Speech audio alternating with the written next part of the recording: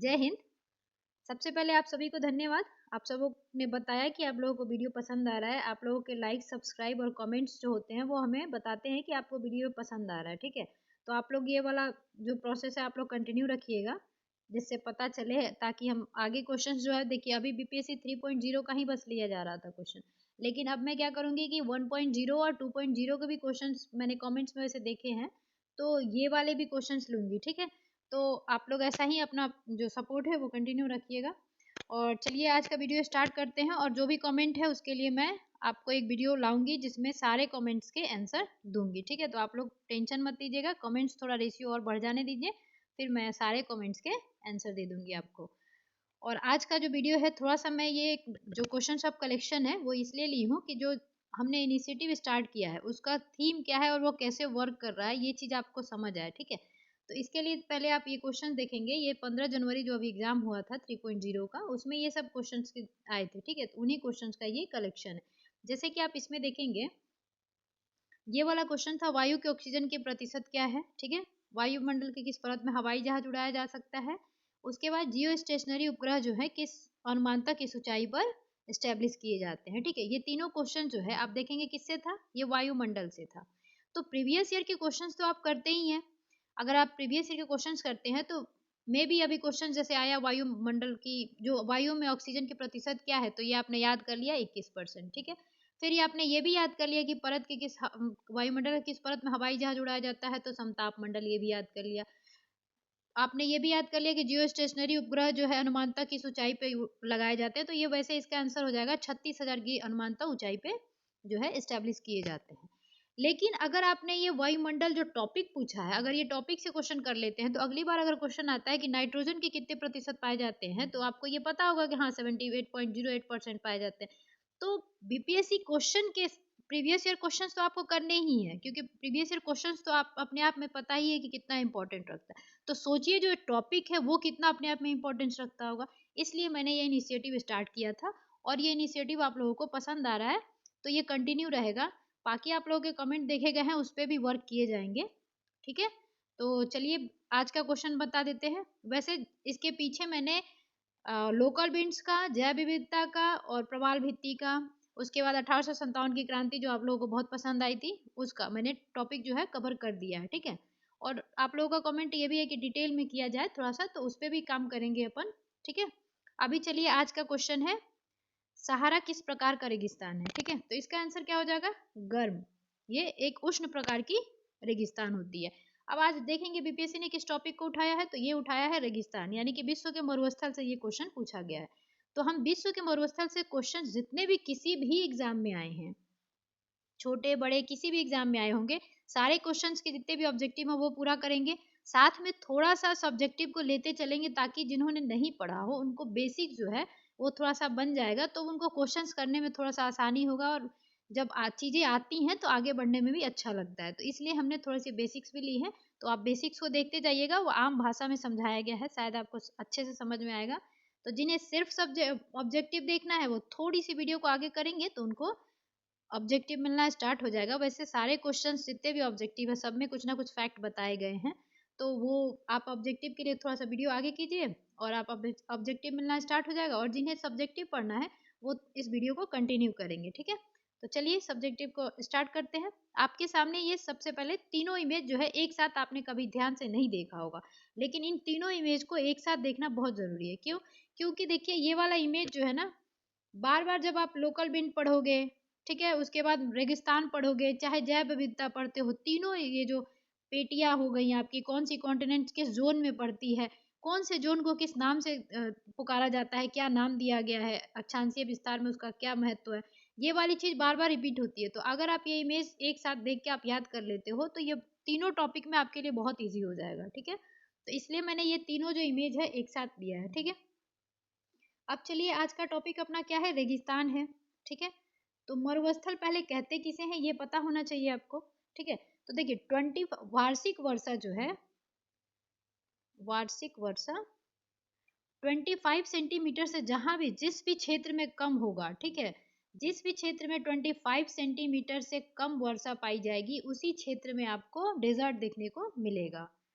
तो पहला शर्त आपको क्या याद रखना है कि औसत वार्षिक वर्षा जो है 25 सेंटीमीटर से कम होना चाहिए, उसी क्षेत्र में आपको रेगिस्तान देखने को मिलेंगे। तो ये जब पहला कंडीशन आपने देख लिया कि वर्षा कम होनी चाहिए, वहां आपको दिखेगा ये रेगिस्तान।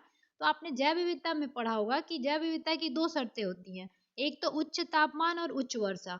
तो जहाँ पे बहुत सारा वर्षा जो होता है रेगुलर बेसिस पे वर्षा होगा और उच्च तापमान पाए जाएंगे, वहां पे जैव विविधता पाई जाएगी। तो सिंपल सी बात है, वहां पे डेजर्ट नहीं पाए जाएंगे। जहां जैव विविधता की घनत्व तो ज्यादा होगी, वहां पे आपको डेजर्ट देखने को नहीं मिलेंगे।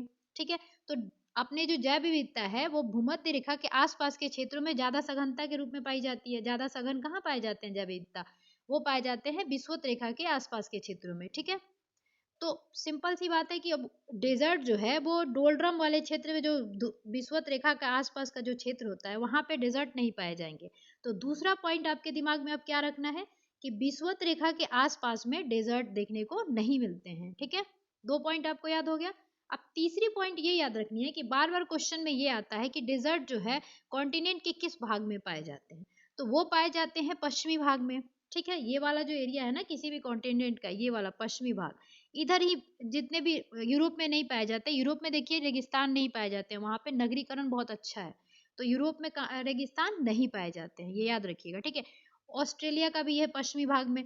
तो जितने भी पश्चिमी भाग हैं कॉन्टिनेंट के, उन सभी कॉन्टिनेंट के है ना पश्चिमी भाग में ही आपको डेजर्ट देखने को मिलेगा। इसका एक सिंपल सा फंडा है कि जो आप ये पौने देखे होंगे लोकल विंड में, वैसे मैंने ये बताया है, ये जो लोकल विंड है, तो इनकी क्या, आपने फेरल नियम पढ़ी होगी पवन की। और पवन कहते किसे कहते हैं? जो गतिशील होता है। तो फेरल की नियम हो गई आपकी, और बायस की नियम हो गई, उसके बाद आपको हेडले की नियम हो गई जो उन्होंने दिया था। उसमें से ये फेरल का जो नियम है, इनका कहना है कि उत्तरी गोलार्ध में जब जो पवनें होती हैं वो जब प्रवाह करती हैं तो वो अपने किस तरफ मुड़ जाती हैं? राइट साइड मुड़ जाती हैं। ठीक है, और जो दक्षिणी गोलार्ध है उसमें पवनें जो है लेफ्ट साइड मुड़ जाती हैं। तो ये चीज देखिए, आप ट्रिक से ऐसे कर सकते हैं कि एस लिख दीजिएगा, उसके बाद ऐसे एरो दे दीजिएगा, तो इससे आपको याद रहेगा कि जो दक्षिणी गोलार्ध है उसमें जो एयर है वो अपने किस साइड मुड़ रही है? ये अपने राइट साइड मुड़ जाएगी। ठीक है, और लेफ्ट, ये जो साउथ का रीजन हो गया आपका, अपना दक्षिणी गोलार्ध, इसमें क्या होगी? अपने लेफ्ट साइड जो हवाएं हैं वो मुड़ जाएंगी। तो ये डायरेक्शन आप देख रहे हैं, ऐसा हो रहा है। यही चीज तो यहाँ पे दिया गया है, जो व्यापारिक पवनें हैं ये ऐसा कुछ डायरेक्शन में बहती हैं। तो जो भी पवनें हैं वो पूर्व से आती हैं। देखिए, और ये भी याद रखिएगा कि दक्षिणी गोलार्ध में जो है पवनें जो है दक्षिणी पूर्व से आती है। इसमें ज्यादा सोचने वाली बात नहीं है, क्योंकि देखिए इसको आप जूम करते हैं अभी, यहाँ पे आप ऐसे डायरेक्शन को शो करते हैं ना, ऐसे शो करते हैं अपन, ये नॉर्थ हो गया, ये साउथ हो गया, ये ईस्ट हो गया, और ये वेस्ट हो गया। ठीक है, तो आपको दिख रहा होगा कि ये वाली जो पवन है, उत्तरी गोलार्ध वाली जो पवन है, उत्तरी गोलार्ध वाली जो पवन है कहाँ से आ रही है? ये आ रही है उत्तरी पूर्वी से। ध्यान रखिएगा, पूर्वी जो है दोनों में कॉमन है, दक्षिणी गोलार्ध में भी और उत्तरी गोलार्ध में भी। तो अगर पूछा जाता है कि उत्तरी गोलार्ध में पवनें किधर से आती हैं, तो सिंपल सी बात है, उत्तरी गोलार्ध बोला गया है, तो उत्तर पूर्वी से अपनी जो पवनें हैं वो प्रवाह करती हैं। और अगर दक्षिणी गोलार्ध पूछा जाता है तो आपको सीधे से बता देना है कि दक्षिणी गोलार्ध में जो पवनें हैं दक्षिण पूर्व से आती हैं। तो पूर्व दोनों में कॉमन हो गया, और बाकी दक्षिणी गोलार्ध है तो दक्षिण पूर्व, और उत्तरी गोलार्ध है तो उत्तर पूर्व। ठीक है, तो ये वाली जो डायरेक्शन है वो याद करने में आपको दिक्कत नहीं होगी, और फेरल का नियम ही है ये। तो नहीं तो आप ऐसे भी ये वाला डायरेक्शन अगर याद रखते हो तो आपको याद आ जाएगा कि जो भी पवनें हैं वो पूर्व की तरफ से प्रवाहित होती हैं। ठीक है, और किधर जाती हैं? पश्चिम की तरफ को जाती हैं। तो ये क्या होता है, जब ये पवनें जो हैं समुद्र से क्या करती हैं? आर्द्रता लेती हैं। आर्द्रता लेकर ये अपने साथ जब प्रवाह करती हैं तो ये पूर्व से प्रवाह करती हैं, और जब प्रवाह करते करते ये पश्चिमी पार्ट में जब तक पहुंचती है ना, तब तक इनमें आर्द्रता की कमी आ जाती है। किसी भी इंसान हो या किसी भी चीज को देखा जाए, जो स्टार्टिंग में एनर्जी रहती है वो लास्ट तक एनर्जी उतनी नहीं देखने को मिलती है। तो ये ह्यूमन नेचर है, एक तरह से नेचुरल भी कहिए होता है ये। वैसे ही याद रखिएगा कि पौने भी जो है ना वो समुद्र से जब आर्द्रता लेके पूर्व से पश्चिम की तरफ जब तक कॉन्टिनेंट के पश्चिमी दिशा तक, पश्चिमी भाग तक पहुंचती है, तो उनकी आर्द्रता जो होती है कम हो जाती है। ठीक है, तो जब आर्द्रता कम हो जाती है तो वो ड्राई में आ जाती है।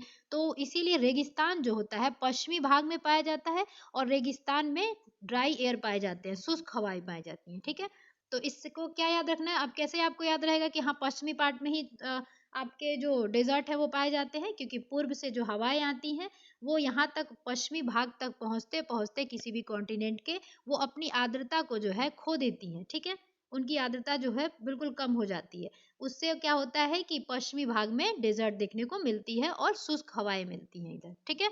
तो ये तीसरा पॉइंट आपको अब याद रखना है कि जितने भी डेजर्ट हैं किसी भी कॉन्टिनेंट के पश्चिमी भाग में पाए जाएंगे, ठीक है।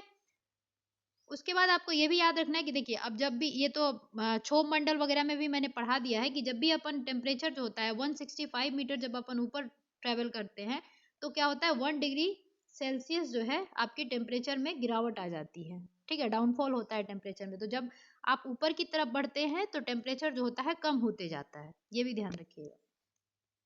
चलिए 3 चीजें याद हो गई, एक तो 25 सेंटीमीटर से कम वर्षा होनी चाहिए, दूसरी भूमध्य रेखा के आसपास के क्षेत्रों में आपकी डेजर्ट नहीं पाए जाएंगे, तीसरी चीज हो गई कि पश्चिमी भाग में क्यों, क्योंकि जो ये अपनी व्यापारिक पौने हैं पूर्व की तरफ से चलती हैं और ये पश्चिमी भाग में कॉन्टिनेंट के आते आते अपनी नमी को खो देती हैं, जिसकी वजह से ये ड्राई हो जाती हैं और ये शुष्क हवाएं भी मिलती हैं और इधर डेजर्ट भी देखने को मिलता है, ठीक है। उसके बाद से आपको ये याद रखना है कि जैसे ये वाला भाग है इसको कौन सी भाग बोलते हैं, उष्ण कटिबंधीय भाग है ये, ठीक है, और ये शीतोष्ण कटिबंधीय है। तो इसी को देखते हुए जो अक्षांशीय विस्तार होता है अपने इस पृथ्वी पे, अक्षांशीय विस्तार को देखते हुए डेजर्ट को 2 भागों में बांटा गया है। एक तो आपका यही हो गया कि उष्ण कटिबंधीय मरुस्थल, ठीक है, जो इसमें जो वाला ये एरिया है उसी पे नाम पे हो गया कि कौन सा मरुस्थल, उष्ण मरुस्थल, ठीक है, उष्ण कटिबंध मरुस्थल। और दूसरा क्या हो जाएगा, शीतोष्ण कटिबंधीय मरुस्थल। तो जो भी इस एरिया में पाए जाएंगे मरुस्थल वो कैसे मरुस्थल होंगे, उष्ण कटिबंधीय मरुस्थल होंगे, और जो उसके ऊपर जो ये वाला एरिया है इसमें पाए जाएंगे वो शीतोष्ण कटिबंधीय मरुस्थल होंगे, ठीक है। तो अक्षांशीय विस्तार की स्थिति को देखते हुए कितने भागों में बांटा गया है, 2 भागों में बांटा गया है, कौन कौन सी, उष्ण कटिबंधीय और दूसरी शीतोष्ण कटिबंधीय, ठीक है। वैसे देखिए जो अपना एयर ये डेजर्ट है उसको 4 प्रकार का माना जाता है, वो आगे आपको मिलेगा, ठीक है। और जो भी ये ध्रुव पे देख रहे हैं आप, यहाँ पे अगर कोई कॉन्टिनेंट है जैसे अंटार्कटिका और आर्कटिक है तो इनको क्या कहेंगे, ध्रुवीय रेगिस्तान कहेंगे, क्योंकि वो ध्रुवों पे एग्जिस्ट कर रही हैं, ठीक है। तो ये भी याद रखिएगा कि ध्रुवों पे है तो ध्रुवीय हो गई, इस वाली क्षेत्र में है तो उष्ण कटिबंधीय रेगिस्तान हो गया, और इस वाले क्षेत्र में तो शीतोष्ण कटिबंधीय हो गया, ठीक है। अब जो ये 4 पार्ट आता है ना उसमें एक ये भी पार्ट आता है उपोष्ण कटिबंधीय मरुस्थल, ठीक है। अभी आपको आगे दिखाती हूँ। तो ये इमेज आपको बिल्कुल देख लिया आपने कितना इंपॉर्टेंस रखता है, तो ये भी याद रखिएगा। अब ये भी आप ध्यान रखिए कि जब ये वाला कटिबंध है उष्ण कटिबंधीय, तो इस वाले जो क्षेत्र में रेगिस्तान पाए जाएंगे वो कैसे होंगे, उष्ण होंगे, जैसे सहारा अभी देखा आपने उष्ण कटिबंधीय रीजन का है वो, तो वो क्या होगा, गर्म, मतलब वहाँ की टेम्परेचर जो होगी ज्यादा होगी। और एक ये भी चीज याद रखिएगा कि 2 प्रकार देखिए, वो रेगिस्तान कहने का मतलब वहां पे सैंड सैंड ही सिर्फ नहीं होगा कि वहां सिर्फ बालू ही होगा, नहीं, कोई भी क्षेत्र अगर बर्फ से भी सालों भर ढका रह रहा है, पूरी सफेद सफेद आपको दिख रही है, तो वो भी एक रेगिस्तान कहलाती है, ठीक है। तो बर्फ वाले भी शीत रेगिस्तान कहलाते हैं, और ये वाले जो होते हैं सैंड वाले वो क्या कहता है, उष्ण रेगिस्तान कहलाते हैं, ठीक है। तो जो शीत रेगिस्तान है और उष्ण वो रेगिस्तान है, तो दोनों में सिमिलरिटी ये है, दोनों में समानता ये पाई जाएगी कि वहाँ वर्षा कम होगी, जैसे भारत में लेह में है ना वर्षा बहुत कम होती है, तो वैसे ही इनकी समानता ये रहेगी, क्योंकि पहला ही शर्त बनता है डेजर्ट वहीं पाए जाएंगे जहाँ पे आपको वर्षा जो है 25 सेंटीमीटर से कम पाई जाएगी, ठीक है, वार्षिक वर्षा। तो वैसे ही इन दोनों में समानता ये हो जाएगी कि वर्षा जो है दोनों जगह 25 सेंटीमीटर से कम पाई जाएगी। लेकिन जो शीत ऋतु वाली, जो शीत कटिबंध वाली जो जोन वाली जो वो होगी, रेगिस्तान होगी, वहां पे क्या होगा कि टेम्परेचर जो होगा लो होगा, ठीक है। और जो अपनी ये उष्ण कटिबंधीय वाली होगी वहां पे टेम्परेचर क्या होगा, हाई होगा, ठीक है। तो शीत कटिबंध वाले जोन के जितने भी डेजर्ट होंगे या शीत डेजर्ट जो भी होंगे उनके क्या टेम्परेचर क्या होंगे, लो होंगे। और जो उष्ण कटिबंधीय वाले होंगे, जो उष्ण रेगिस्तान होंगे, उनके क्या होंगे, टेम्परेचर हाई होंगे, ठीक है। ये याद रख लेना है। वैसे भी आपको पता होना चाहिए कि रेगिस्तान जो होता है ना, जैसे कि अभी अपने भारत में देखा जाए तो सबसे टेम्परेचर अगर अंतर पाया जाएगा दिन और रात के टेम्परेचर में, तो राजस्थान में पाया जाएगा, क्योंकि दिन में बालू जो होता है ना बहुत ज़्यादा गर्म हो जाता है, ठीक है। और फिर क्या हो, जैसे सहारा रेगिस्तान है उसकी लगभग 850 डिग्री तक उसकी टेम्परेचर जो है दिन में बढ़ जाती है, और वही रात में क्या होता है, हिमांक से भी नीचे चली जाती है उसकी टेम्परेचर। तो जो ये रेगिस्तान होते हैं ना, तो उसमें दिन और रात में जो एक ये भी क्वेश्चन बनता है कि सबसे ज़्यादा टेम्परेचर में जो अंतराल है वो कहाँ पाया जाता है, तो वो रेगिस्तान में पाया जाता है। जैसे कि अपने भारत में कहाँ हो गया, अपना ये थार रेगिस्तान जो है भारत में 85% राजस्थान और गुजरात में फैला हुआ है, और 15% पाकिस्तान में फैला हुआ है। तो भारत में कहाँ पाया जाएगा, थार में ज़्यादा डिफरेंस पाया जाता है दिन और रात के डिग्री टेम्परेचर में। और वैसे ये जो सबसे गर्म उष्ण जो है अपना रेगिस्तान, सहारा रेगिस्तान, उसमें पाया जाता है, ठीक है। तो ये भी चीज़ याद रखिएगा। चलिए अब थोड़ा सा ये किताबों से लिया गया है, तो ये भी आप देख लीजिए। जो मैंने अभी आपको बताया कि अक्षांशीय विस्तार पे क्या है, दो तरह के उष्णकटिबंधीय मरुस्थल और शीतोष्णकटिबंधीय मरुस्थल बताए गए हैं, ठीक है। और ये कहाँ पाए जाएंगे, मैक्सिमम उपोष्ण उच्च दाब वाले क्षेत्र में पाए जाएंगे। यानी कि आप याद रखिएगा 30 डिग्री से लेके 60 डिग्री के बीच में जो है ना मैक्सिमम डेजर्ट इधर ही पाएंगे जाएंगे, दक्षिणी गोलार्ध भी और उत्तरी गोलार्ध भी, ठीक है। दोनों डिग्री मतलब लीजिएगा, दक्षिणी गोलार्ध में भी और उत्तरी गोलार्ध हाँ उत्तरी गोलार्ध में भी। तो कितने के बीच में सबसे ज्यादा डेजर्ट देखने को मिलते हैं, तो वो मिलते हैं 30 डिग्री से लेके 60 डिग्री में, और कॉन्टिनेंट के किस भाग में, पश्चिमी भाग में, ठीक है। तो ये वाले जो है अक्षांशीय विस्तार पे कौन कौन से हो गए आपके, ये दो हो गए। उसके बाद उष्णकटिबंधीय मरुस्थल महाद्वीपों के पश्चिमी भाग में कहाँ पाए जाते हैं, 15 डिग्री से लेके 30 डिग्री उत्तर और दक्षिण अक्षांशों के माध्यम में। व्यापारिक पौने पट्टी उधर पाई जाती है, वही मिलते हैं। व्यापारिक पौन पट्टी में ही सहारा जो है वो जो रेगिस्तान है वो मिलता है। अभी अभी इमेज में आप देखेंगे, ठीक है। उसी चीज को वो दूसरों शब्द में कह दिया है, क्योंकि विषुवत रेखा होती है यहाँ पे, फिर उसके ऊपर क्या होता है, कर्क रेखा होता है, फिर मकर रेखा होता है। अभी आपने ऊपर देखा, इसलिए वो इमेज मैंने एक साथ लगाई थी, ठीक है। चलिए अब ये भी देख लेते हैं, आटाकामा, सहारा, अरब और नामिब। जैसे एक चीज ये भी ध्यान रखिएगा, ये नामिब जो है ये विश्व की सबसे प्राचीनतम आपकी रेगिस्तान है, ठीक है। विश्व की सबसे प्राचीनतम रेगिस्तान मरुस्थल कौन सी है, तो ये नामिब है। ये कहाँ है, नामीबिया में है, ठीक है। नामिब से ही नामीबिया में है। इसमें एक जनजाति पाई जाती है खोई खोई, ठीक है। तो ये याद मतलब नहीं रहे तो आप ऐसा याद कर सकते हो कि किसी से आप नाम पूछ रहे हो, वो कहीं और खोया हुआ है, ठीक है। तो कहोगे ना कहाँ खोई खोई है, नाम तो बता, ठीक, ऐसा कुछ है। तो इस और ये इस नामीब है कहाँ पाया जाता है, तो ये नामीबिया में पाया जाता है। तो नाम से ही नामीब और नाम से वहीं पाया जाएगा। किस देश में पाया जाता है, नामीबिया में, ठीक। और यहाँ पे कौन सी जनजाति पाई जाती है, खोई खोई जनजाति पाई जाती है, और ये विश्व की सबसे प्राचीनतम मरुस्थल है, ठीक है। उसके बाद आपका आता है कालाहारी, जो कि दक्षिणी अफ्रीका में पड़ता है, ठीक है। उसके बाद ग्रेट ऑस्ट्रेलियन, थार आदि उष्ण कटिबंधीय मरुस्थल के उदाहरण है, ठीक है। थार याद रखिएगा, ये मॉनसून मरुस्थल भी कहा जाता है, ठीक है। ये मॉनसून मरुस्थल भी कहा जाता है थार को, और ये उष्ण कटिबंधीय मरुस्थल भी है, ठीक है। उसके बाद दूसरा जो है शीतोष्ण कटिबंधीय, वो कहाँ से कहाँ तक पाया जाता है, ये पाया जाता है 30 डिग्री से लेके 60 डिग्री अक्षांश के माध्य के बीच में, ठीक है। जिसमें आ जाएगा आपको गोबी। गोबी जो है आंतरिक डेजर्ट भी कहा जाता है इसको, आंतरिक मरुस्थल, क्योंकि ये चारों तरफ से घिरा हुआ है। अभी आप मैप में देखेंगे, ठीक है। उसके बाद ग्रेट बेसिन, पेंटागोनिया, लद्दाख, मोजावे, तकला मकान, फाराकुम, सोनोरन आदि मरुस्थल जो है ये किस में आते हैं, शीत कटिबंधीय मरुस्थल में आते हैं, ठीक है। अब देखिए ये पैटागोनिया जो है ये अर्जेंटीना में पड़ता है। तो इसको आप कैसे ट्रिक से याद रख सकते हैं कि पैटागोनिया जो है अर्जेंटीना दक्षिण अमेरिका में पड़ता है। तो किसी को अगर आपको मान लीजिए पटाना होता है, तो आप क्या इतना अर्जेंट में किसी को पटा सकते हैं, नहीं पटा सकते।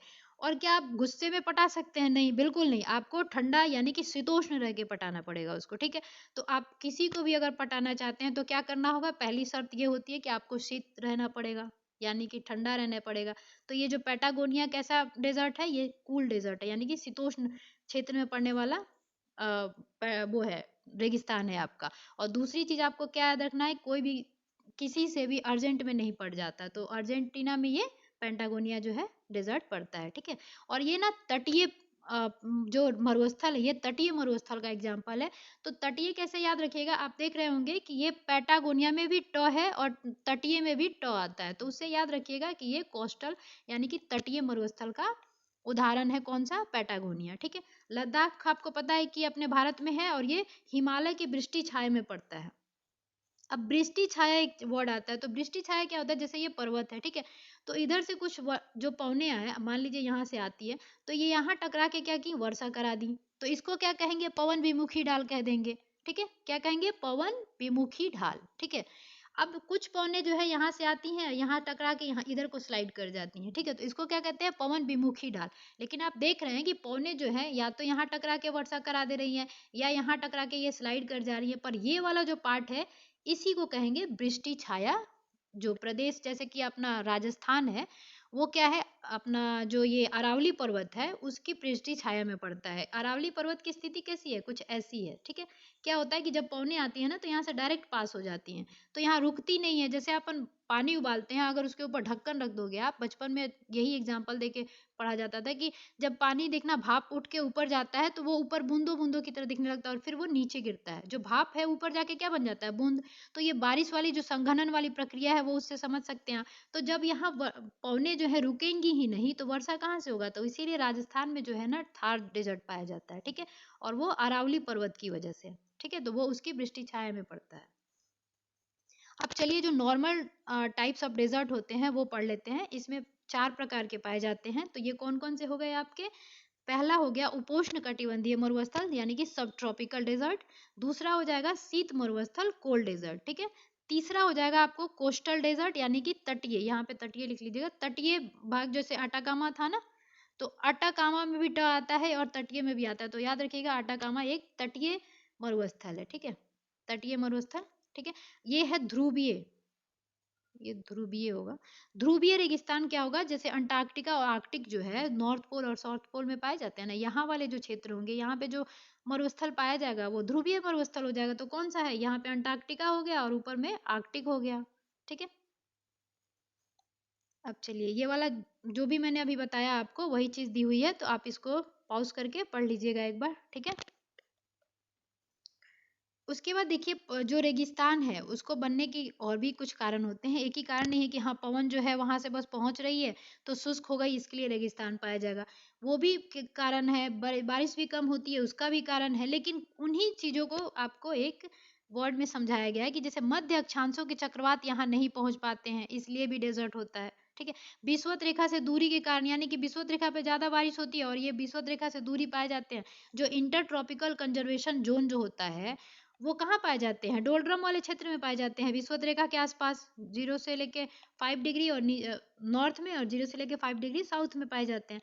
तो यहाँ वाले क्षेत्र से क्या उनकी दूरी है, तो यहाँ भी मतलब यहाँ वर्षा वैसे भी कम होती है, तो यहाँ वाले क्षेत्र में वो रेगिस्तान पाए जाते हैं। तो दूसरा कारण ये भी होता है। तीसरा कारण है कि पूर्वी तटों से दूरी के कारण आर्द्र सागरीय हवाएं जो होती हैं, जब वो पूर्व से आती हैं तो वहां तक पहुंचते पहुंचते क्या होती है, नमी को खो देती है, जो मैंने बता दिया।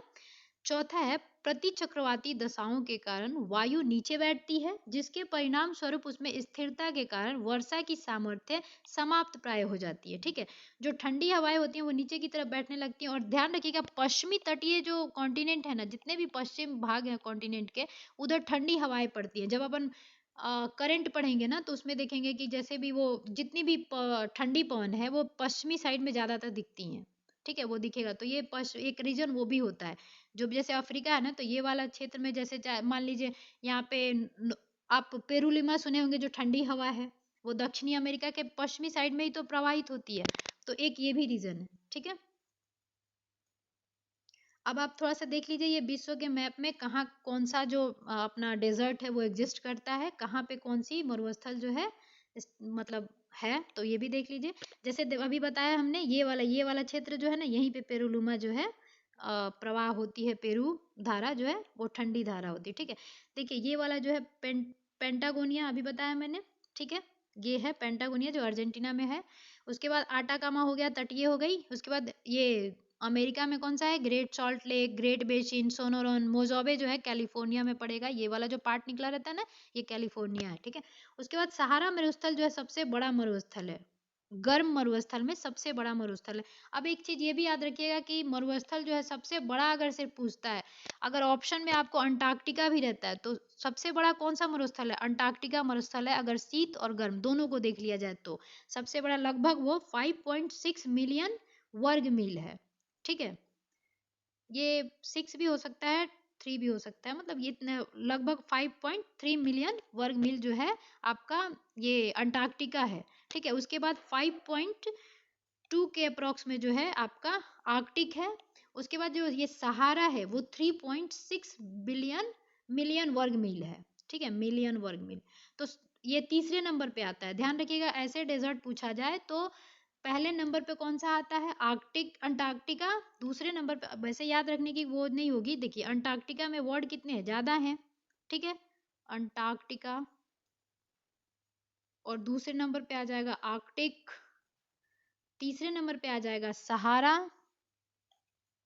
चौथे नंबर पे आता है आपको अरेबियन। ठीक है, चौथे नंबर पे कौन सा डेजर्ट आता है, अरेबियन डेजर्ट आता है। ठीक है, तो ये आपने देख लिया। भारत में ये देखिए, ये भी पश्चिमी भाग में ही थार और लद्दाख है। थार जो है भारत में 85% पाया जाता है, और 15% जो है पाकिस्तान में पाया जाता है। भारत में गुजरात में भी फैला हुआ है थार डेजर्ट जो है थोड़ा सा। ठीक है, उसके बाद टकला मकान, ये देख ही रहे होंगे आप, चाइना में पड़ता है। गोबी है, ये भी आंतरिक कहा जाता है, कि देख ही रहे होंगे आप, चारों तरफ से घिरा हुआ है, तो ये आंतरिक डेजर्ट के रूप में माना जाता है। आंतरिक मरुस्थल इसे कहा जाता है। ठीक है, चलिए आगे मिलेगा अभी। ये देखिए आप, ऑस्ट्रेलिया है, इसमें बहुत सारे दिखेंगे, देखने को मिलेंगे आपको डेजर्ट। ठीक है ना, जैसे में देखिए Tanami, Gibson, Simpson, great Sandy मरुस्थल, ग्रेट विक्टोरियन मरुस्थल। जैसे इसमें एक ट्रिक याद रख सकते हैं, 7GB, ये बहुत फेमस है वैसे तो। से हो जाएगा सिम्पसन, ठीक है, 7 से।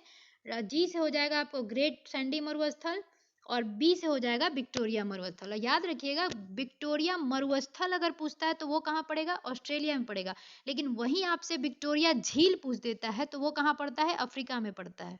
ठीक है, तो ये कंफ्यूजन नहीं रखना है। जो भी मरुस्थल पूछता है, ग्रेट विक्टोरिया मरुस्थल, तो वो कहाँ पड़ेगा आपको, ऑस्ट्रेलिया में पड़ेगा। और ग्रेट विक्टोरिया झील पूछता है तो ये कहाँ पड़ेगा, अफ्रीका में पड़ेगा। ठीक है, और ये जो ऑस्ट्रेलिया है, इसको प्यासी भूमि की देश भी कहते हैं, क्योंकि यहाँ देख ही रहे हैं आप कितनी सारी डेजर्ट है।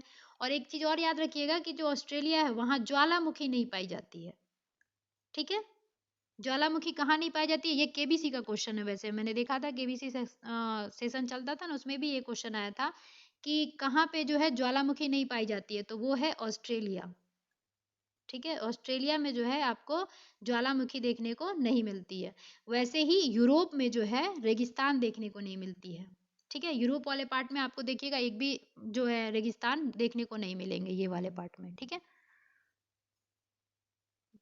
ये याद रखिएगा। उसके बाद अफ्रीका को पढ़ते हैं। अफ्रीका में, चलिए अफ्रीका का डायग्राम ही देख के पढ़ते हैं। सबसे पहले क्या आता है, अफ्रीका, क्योंकि ये सबसे बड़ा रेगिस्तान इसी में पाया जाता है, इसलिए मैंने सबसे पहले अफ्रीका को ही लिया है। अब ये वाला पार्ट जो है देख रहे हैं आप, अफ्रीका का है, जहाँ पे ये सहारा डेजर्ट है। ठीक है, सहारा डेजर्ट आप ये भी याद रखिएगा कि उत्तरी अफ्रीका में पड़ रहा है। ठीक है, तो अगर क्वेश्चन में आता है कि किस रीजन में पड़ता है ये सहारा, तो ये उत्तरी अफ्रीका में पड़ता है। अफ्रीका में तो पड़ता ही है, लेकिन उसमें भी उत्तरी अफ्रीका में जो है सहारा डेजर्ट पड़ता है। सहारा डेजर्ट जो है लगातार बढ़ता जा रहा है। ठीक है, तो ये बढ़ेगा तो किस साइड बढ़ेगा, दक्षिणी साइड में ही बढ़ रहा है। तो दक्षिणी साइड में ये जो बढ़ता है ना, तो इस वाले क्षेत्र को साहेल क्षेत्र के नाम से जाना जाता है। तो अगर कभी क्वेश्चन में आ जाता है कि साहेल से आप क्या समझते हैं, तो ये हो जाएगा आपको साहेल जो है सहारा का बढ़ता हुआ जो क्षेत्र है, उसी को दक्षिणी दिशा में, उसको हम साहेल क्षेत्र के नाम से जानते हैं। अब ये डेजर्ट जो है, इसका एक और रीजन भी है, जो अपने ये सबसे बड़ा डेजर्ट जो पाया जाता है अफ्रीका में, इसका एक और रीजन है। ये आप पहले वर्ल्ड मैप में देखेंगे। यहाँ पे ये जो मैक्सिको वाली रीजन है, मैक्सिको की खाड़ी वाली रीजन, यहाँ पे क्या हुआ था, मंगल और बुध के बीच में जो है ना उल्का, एक इजिप्टा नाम का उल्का था, वो जब पृथ्वी पे गिरा तो लगभग 12 हाइड्रोजन, 20 हाइड्रोजन के करीब उसका जो है हाइड्रोजन बम जो होता है उसके करीब पावर था उसका। 6 करोड़ वर्ष पहले की बात है ये, जब डायनासोर वगैरह एग्जिस्ट करते थे। तो जब वो उल्का गिरा था, इजिप्ट नामक उल्का, तो क्या हुआ था, बहुत जोर से वो गिरा।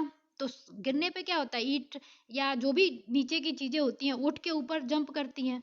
तो जब वो सारी चीजें जंप की, और ये जब उल्का नीचे गिरा, और बड़ा सा पत्थर, उल्का किसे कहते हैं, जो सूर्य के चारों ओर छोटे छोटे पत्थर होते हैं, वो चारों ओर चक्कर लगाते रहते हैं सूर्य के, उन्हीं को तो मतलब वो जब धरती पे गिरते हैं आयन मंडल से होते हुए जब मध्य मंडल में पहुंचते हैं तो हवाओं से घर्षण करते हैं और चमकते हैं, जिसको आप लोग आम भाषा में हम लोग सब कोई ये कहते हैं कि ये टूटता हुआ तारा है, जो कि गैसीय, जो अपना तारा है वो गैसीय फॉर्म में होता है, तो उसके टूटने की तो चांस नहीं बनती है, तो ये उल्का ही होते हैं जो गिरते हैं, ठीक है। तो यही उल्का जो है ये मैक्सिको खाड़ी में गिरा था। ये लगभग 20 हाइड्रोजन बम के करीब इसकी पावर थी। तो ये गिरा बड़ा सा पत्थर और फिर ये ऊपर उठा और फिर जब नीचे गिरा तो यहाँ पे भूकंप, टेक्टोनिक जो होती हैं वो वाली क्रिया हुई, प्लेट विवर्तनिक जो आपने पढ़ी होगी। तो उससे क्या हुआ, सभी में हलचल मची। इस पे क्या हुआ कि ये वाले क्षेत्र जो अफ्रीका है, यहाँ पे इतना हलचल हुआ कि यहाँ पे एक रिफ्ट वैली बन गई, यानी कि दरार पड़ गया। आप कहीं कहीं इसके मैप में देखेंगे, गूगल पे देखिएगा आप, ये जो अफ्रीका है इसमें ऐसा बड़ा सा दरार दिखता है, ठीक है। तो एक कहीं ना कहीं पवनें जो आती हैं यहाँ पे आके इनका रुकना हो जाता है, तो ये भी कहीं ना कहीं एक रीजन है ये सहारा डेजर्ट का। और ये कौन सा उल्का था, इजिप्ट नामक उल्का था, ठीक है। तो ये भी याद रखिएगा। उसके बाद अब अफ्रीका के बारे में देख लेते हैं, जब अफ्रीका आया है तो ठीक है। पहली तो बात यह है कि अफ्रीका को गरीब देश के गरीब कॉन्टिनेंट के नाम से भी जाना जाता है, ठीक है।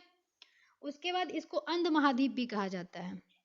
जो ये अपना अफ्रीका है इसको अंध महाद्वीप के नाम से भी जाना जाता है। दूसरी चीज, इसको मानव पालना भी कहा जाता है, मानव जाति का पालना, ठीक है। तो क्या क्या कहा जाता है अफ्रीका को, अंध महाद्वीप, गरीब द्वीप। वैसे भी आपको पता ही होगा कि अफ्रीका में जो है बहुत सारी जनजातियां जो बहुत गरीब जो पाई जाती हैं, मैक्सिमम जनजातियां देखिएगा आप अफ्रीका की, जैसे इजिप्ट वगैरह है उधर साइड में बहुत सारे, ये इथोपिया, इन सब साइडों में है ना बहुत सारे जनजाति पाए जाते हैं और बहुत गरीब देश है ये, ठीक है। मतलब ये इसमें देश गरीब देश पाए जाते हैं। तो गरीबों का देश किसे कहा जाता है, गरीब द्वीप। तो वो कहा जाता है अफ्रीका को। अंध महाद्वीप अफ्रीका को। मानव जाति का पालना किस महाद्वीप को कहा जाता है, तो वो भी कहा जाता है अफ्रीका को। मानव घर के नाम से किसे जाना जाता है, तो वो भी अफ्रीका को जाना जाता है, क्योंकि यहाँ पे बहुत पुराने पुराने जीवाश्म मिले थे, ठीक है। तो ये भी याद रखिएगा क्योंकि क्वेश्चन ये भी पूछा जाता है। तो क्या क्या था, अंध महाद्वीप, गरीब द्वीप, मानव जाति का पालना और मानव घर। अब अफ्रीका में जो है सहारा जो डेजर्ट है उसमें एक बर्बर जनजाति भी पाई जाती है, तो ये भी याद रखिएगा बर्बर जनजाति। तो देखिए इसको याद रखने की कोई जरूरत नहीं है, जैसे सहारा मांगने के लिए लोग दर दर भटकता है ना, तो वैसे ही याद रखेंगे कि सहारा जो मरुस्थल है उसमें कौन सी जनजाति पाई जाती है, तो बर्बर जनजाति पाई जाती है, ठीक है। और भी टर्म है, आगे मिलेंगे अफ्रीका के बारे में। तो आगे बढ़ते हैं। नेक्स्ट हो जाएगा अफ्रीका में कौन कौन से मरुस्थल है, थोड़ा सा वो देख लेते हैं। तो सहारा तो सबसे फेमस है, जो कि सबसे बड़ा मरुस्थल है, और कितना था 6.6 मिलियन वर्ग मील था, ठीक है। दूसरा है अल जौफ, मार्तानिया माली में पड़ता है ये सब अफ्रीकन कंट्रीज होंगी, ठीक है। उसके बाद जुराब कहाँ पाया जाता है, चाड में। लीबियाई मरुस्थल कहाँ पाया जाता है, लीबिया में। नूबियन जो है सूडान इरिट्रिया में पाया जाता है। और ध्यान रखिएगा अफ्रीका में जो है ना, ये वाला डायग्राम से दिखाई देते हैं, हॉर्न ऑफ अफ्रीका जो है वो किस किस, उसमें कौन कौन सी कंट्री आती है, ये वाली जो पार्ट है इसमें, इसको एक ट्रिक से आप याद रख सकते हैं, सीज, ठीक है। तो ये जे से हो जाएगा जिबूती, ई से हो जाएगा इरिट्रिया, इससे हो जाएगा आपको सोमालिया, ये वाला पार्ट आपको दिख रहा होगा, ये वाला। तो ये जो रीजन है ना इसको आपको हॉर्न ऑफ अफ्रीका कहा जाता है, ठीक है। इथोपिया, इरिट्रिया, जिबूती और सोमालिया। केन्या ध्यान रखिएगा हॉर्न ऑफ अफ्रीका में नहीं आता है। चलिए कहाँ थे अपन, ये आया था आपको जुराब, चाड में है। लीबियाई मरुस्थल लीबिया में हो गया। नूबियन कहाँ है, सूडान इरिट्रिया में। और बायुदा जो है सूडान में। देखिए ये वाले जो हैं क्वेश्चंस पूछे नहीं गए हैं, लेकिन आप एक बार याद रख लीजिएगा कि कौन कौन से मरुस्थल जो हैं और भी पाए जाते हैं। इसमें मेन जो दो इंपॉर्टेंट है सहारा और कालाहारी। कालाहारी दक्षिणी अफ्रीका में पाया जाएगा और सहारा जो है उत्तरी अफ्रीका में पाया जाता है। और नामीबा पे पढ़ा ही आपने कि नामीबिया में पाया जाता है और इसमें खोई खोई जनजाति पाई जाती है, और ये विश्व की सबसे प्राचीनतम रेगिस्तान है, ठीक है। चलिए नेक्स्ट है आपका ऑस्ट्रेलिया, जिसको भूमि प्यासी भूमि का देश कहते हैं। यहाँ ज्वालामुखी नहीं पाई जाती है। अब इसमें जो भी डेजर्ट पाए जाते हैं ये वाले साइड में पाए जाते हैं। यहाँ पे आप देख सकते हैं Great Victorian, Gibson, Great Sandy desert, ये सब कहाँ पाए जाते हैं, ये सब ऑस्ट्रेलिया में पाए जाते हैं, जो कि अभी अभी लिस्ट में देख लेते हैं, ठीक है। और ऑस्ट्रेलिया वर्ल्ड में कहाँ एग्जिस्ट करता है, यहाँ एग्जिस्ट करता है ये वाला रीजन, ठीक है। चलिए, ऑस्ट्रेलिया के जो मरुस्थल है उनको देख लेते हैं। ग्रेट विक्टोरिया मरुस्थल कहाँ पाया जाता है? पश्चिमी ऑस्ट्रेलिया और दक्षिणी ऑस्ट्रेलिया में पाया जाता है। ग्रेट सैंडी कहाँ पाया जाता है? पश्चिमी ऑस्ट्रेलिया में। ठीक है। तनामी कहाँ पाया जाता है? पश्चिमी ऑस्ट्रेलिया उत्तरी प्रांत में। सिम्पसन कहाँ पाया जाएगा? ये भी ऑस्ट्रेलिया में है, लेकिन दक्षिणी ऑस्ट्रेलिया क्वींसलैंड उत्तर प्रांत में पाया जाता है। ठीक है। वैसे मैक्सिमम ये पूछा जाता है कि सिम्पसन जो है किस कॉन्टिनेंट में पाया जाता है, तो ऑस्ट्रेलिया में पाया जाता है। ठीक है। गिब्सन कहाँ पाया जाएगा? वो भी पश्चिमी ऑस्ट्रेलिया में पाया जाएगा। और ध्यान रखिएगा, जो भी डेजर्ट हैं तो मैक्सिमम क्या होगा, पश्चिमी ही क्षेत्र में पाए जाएंगे। तो अगर ऑप्शन में कुछ नहीं समझ में आ रहा होगा तो जिसमें भी पश्चिमी ऑस्ट्रेलिया, पश्चिमी अमेरिका कुछ भी लगा हो तो उसमें थोड़ा सा उसको आप उसके साथ जाना मतलब कोशिश कीजिएगा। ठीक है। जैसे कि लिटिल सैंडी देख लिया आपने, पश्चिमी ऑस्ट्रेलिया है। ये स्ट्रेलेकी जो है ये दक्षिण ऑस्ट्रेलिया और क्वींसलैंड के साथ साथ ये कहाँ तक फैली है? न्यू साउथ वेल्स तक फैली है। ठीक है। तो ये हो गए। आप एक बार पॉज करके भी देख लिया कीजिएगा कि ऑस्ट्रेलिया के निम्न जो मरुस्थल हैं कौन कौन से हैं। ठीक है। नेक्स्ट हो जाएगा आपको दक्षिणी अमेरिका। दक्षिणी अमेरिका में आपने तो सबसे पहले ये याद रखना है, आटाकामा यहाँ को पड़ता है, जो कहाँ था? अर्जेंटीना और चिली में भी थोड़ा सा फैला हुआ है। तो ये वाला सबसे इजी, सबसे ज्यादा क्वेश्चन आता है। ठीक है। तो ये भी याद रखिएगा, आगे मिलेगा क्वेश्चन में। और जो भी दक्षिणी अमेरिका के मरुस्थल है उसको अपन देख लेते हैं। जैसे देखिए, दक्षिणी अमेरिका के मरुस्थल तो बहुत इजी है याद करना। जैसे आटाकामा है, ठीक है, ये उत्तरी अमेरिका में पड़ता है। तो आटाकामा है, किसी भी चीज से आप अगर जा रहे हैं, अगर अटक जाते हैं तो आप उससे जाना पसंद नहीं करेंगे। तो यहाँ पे मान लीजिए ये मरुस्थल वाली क्षेत्र है और ये बहुत ज्यादा ही मतलब अरिका नामक जो जगह है इसी आटाकामा में पाई जाती है, जो गर्म स्थल के लिए जानी जाती है। और ध्यान रखिएगा, पहले जो है ना अफ्रीका में जो सहारा मरुस्थल है उसमें अल अजीजिया नामक जो स्थल था वो तापमान रिकॉर्ड और सबसे ज्यादा उष्ण स्थल के नाम से जाना जाता था। लेकिन अब क्या है, डेथ वैली है, उसमें उष्ण स्थल अब रिकॉर्ड उसका तोड़ के फर्नेस क्रीक नामक, यहाँ पे लिख देती हूँ मैं, फर्नेस क्रीक। फर्नेस क्रीक जो है ये डेथ वैली में है। ये अब सबसे पृथ्वी की सबसे उष्ण स्थल है। कौन सी स्थल है ये? सब पृथ्वी की सबसे उष्ण स्थल जो डेथ वैली में पाई जाती है। और ये क्या है, सबसे विश्व की सबसे उष्ण है। और किसका ये रिकॉर्ड तोड़ दी है? अल अजीजिया का। ठीक है। अब अल अजीजिया नहीं रह गया उष्ण स्थल। कौन है? Furnace creek. तो ये जो आटाकामा है उसमें अरिका नामक स्थल भी पाया जाता है जो बहुत उष्ण होता है। और आटाकामा पता ही है कि ये भी एक उष्ण क्या कहते हैं उसको, सबसे ज्यादा शुष्क जो पाए जाते हैं आटाकामा में ही, आटाकामा रेगिस्तान में ही पाए जाते हैं। और ये कहाँ है? चिली और पेरू में है। तो अगर मान लीजिए ये रेगिस्तान है, अगर आप इसमें जाने में रेगिस्तान से पैदल अगर आप जा रहे हैं तो पॉसिबल नहीं है। अगर गाड़ी भी लेके जाते हैं तो वो जल जाएगी। तो आपको कैसे जाना पड़ेगा? इसको यहाँ से यहाँ पार करना है तो आपको उड़ के जाना पड़ेगा। तो क्या आप उड़ सकते हो? नहीं उड़ सकते हो। प्लेन वगैरह उड़ सकता है तो प्लेन से पेरू हो गया। और चील भी आपको ऑप्शन में दिखेगा, चिली, तो चील भी उड़ता है। तो उससे आपको याद रखना है कि प्लेन से उड़ के जाना पड़ेगा या चील है जैसे वो उड़ के जा सकता है, आप नहीं जा सकते। ठीक है। तो इससे आप याद रखना आटाकामा कहाँ है? चिली और पेरू में है। दूसरा हो गया पैटागोनिया, जो कि मैंने पढ़ाई दिया कि पैटागोनिया के लिए आपको क्या अर्जेंट में कोई किसी से नहीं पड़ता और ये शुष्क रहना पड़ता है, शीतोष्ण वाली क्षेत्र में पाई जाती है। और ये अर्जेंटीना और चिली वाले पार्ट में फैली हुई है। अब ये वाला आता है सेचुरा। सेचुरा जो है ये पाया जाता है पेरू में। ये जो सेचुरा रेगिस्तान है वो पेरू में पाया जाता है। तो आजकल देखते होंगे आप, फोन पे से बहुत चोरियां हो रही हैं। तो फोन पे याद आएगा और चुरा याद आएगा। तो उससे याद रखिएगा कि सेचुरा कहाँ है? पेरू में है। ठीक है। जो दक्षिणी अमेरिका की देश है। अब ये है आपको उत्तरी अमेरिका। उत्तरी अमेरिका कहाँ एग्जिस्ट करता है वर्ल्ड में? ये देख लीजिए, ये वाला पार्ट है, यहाँ एग्जिस्ट करता है। ठीक है। और ये वाला ध्यान रखिएगा, ये जो निकला है ना इसको कोलंबिया कहते हैं, जहाँ मोजोवे रेगिस्तान पाया जाएगा। सोनोरन भी अमेरिका में है। अभी देखते हैं कौन कौन सी जो है मरुस्थल जो है संयुक्त राज्य अमेरिका में पाया जाता है। तो ये रहा लिस्ट। थॉम्पसन पठार जो है कनाडा, संयुक्त राज्य अमेरिका है, उसके जस्ट ऊपर जो कनाडा है वहां पे पाई जाती है कौन सी पठार? थॉम्पसन पठार रेगिस्तान। मोजावे रेगिस्तान कहाँ पाई जाएगी? संयुक्त राज्य अमेरिका कैलिफोर्निया वाले रीजन में। ठीक है। सोनोरन भी कहाँ है? अमेरिका में है, मैक्सिको वाली रीजन में। कोलोराडो भी कहाँ है? संयुक्त राज्य अमेरिका। रेड डेजर्ट कहाँ है? संयुक्त राज्य अमेरिका। उसके बाद great basin black rock death valley, ये जो डेथ वैली था जिसमें अभी जो हाल ही फिलहाल का जो सबसे उष्ण स्थल हो गया फर्नेस क्रीक, वो यहीं पाया जाता है डेथ वैली रेगिस्तान में। ये भी कहाँ है? संयुक्त राज्य अमेरिका में है। ठीक है। चिहुआहुआ जो है ये भी कहाँ है, संयुक्त राज्य अमेरिका मैक्सिको वाले रीजन में, ठीक है।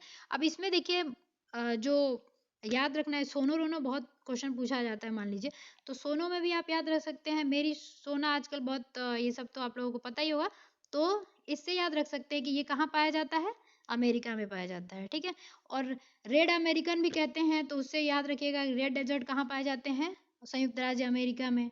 चिहुआहुआ जो है इससे और निकालिएगा, यहाँ से देखिएगा अमेरिका, ठीक है। वैसे ऑस्ट्रेलिया भी बन सकता है, लेकिन ध्यान रखिएगा अगर ऑप्शन में मान लीजिए अमेरिका ऑस्ट्रेलिया नहीं दिया हो, अमेरिका ही सिर्फ दिया हो, तो आप उससे थोड़ा सा ये ट्रिक लगा पाएंगे। चिहुआहुआ जो है संयुक्त राज्य अमेरिका मैक्सिको में पाया जाता है, ठीक है।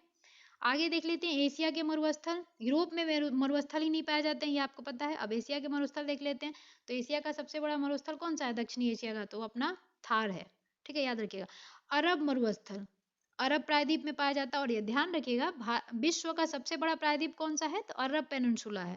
अरब पेनिनसुला किसे कहते हैं, जो तीनों तरफ से वाटर से घिरा हो, ठीक है। उसके बाद अल नाफुद रब अल खाली हमद सऊदी अरब में पाया जाता है, तो इसके तो नाम में ही है रब और इसमें भी है रब, तो ये तो याद ही हो जाएगा कि रब अल खाली कहाँ है, सऊदी अरब में है, ठीक है। उसके बाद इससे भी याद रख सकते हैं कि अल्लाह वगैरह लोग करते हैं, तो वो कहाँ करते हैं, सऊदी अरब में, ठीक है। उसके बाद है जूदियन कहाँ पाया जाता है, इसराइल एवं वेस्ट बैंक में पाया जाता है, ठीक है। नेजेव मरुस्थल कहाँ पाया जाएगा, इसराइल में पाया जाएगा। अब ये दो जो है दस्त ए लूट और दस्त ए कबीर, ये भी एग्जाम में बहुत बार पूछा जाता है, तो इसको भी याद रखने के लिए पहला तो ये दस्त ए लूट और दस्त ए कबीर जो है ये कहाँ पाए जाते हैं, ईरान में पाए जाते हैं। कभी कभी ऑप्शन में इराक भी रहता है, तो ध्यान रखिएगा लूट जो होती है वो कब होती है, रात को होती है, तो आपको जो रान से अगर रात बनाना हो तो ये ज्यादा इजी दिख रहा होगा आपको, ठीक है। तो इससे याद रखिएगा कि ईरान होगा, इराक नहीं होगा, ठीक है। तो दस्त कबीर और दस्त लूट कहाँ पाए जाएंगे, ईरान में पाए जाएंगे। और ये दस्त कबीर जो है ये ईरान के पश्चिमी भाग में पाया जाता है, और दस्त लूट जो है पूर्वी भाग में पाया जाता है। अब इसमें भी अगर कंफ्यूजन हो कि पूर्वी भाग में दस्त लूट था या दस्त कबीर था, तो कबीर में देखिए वर्ड ज्यादा है और पश्चिमी में भी वर्ड ज्यादा है। उसके बाद लूट में लेटर कम है और पूर्वी में भी लेटर कम है, तो याद रखिएगा दस्त लूट जो है पूर्वी ईरान में पाया जाता है, और दस्त कबीर जो है पश्चिमी ईरान में पाया जाता है, ठीक है।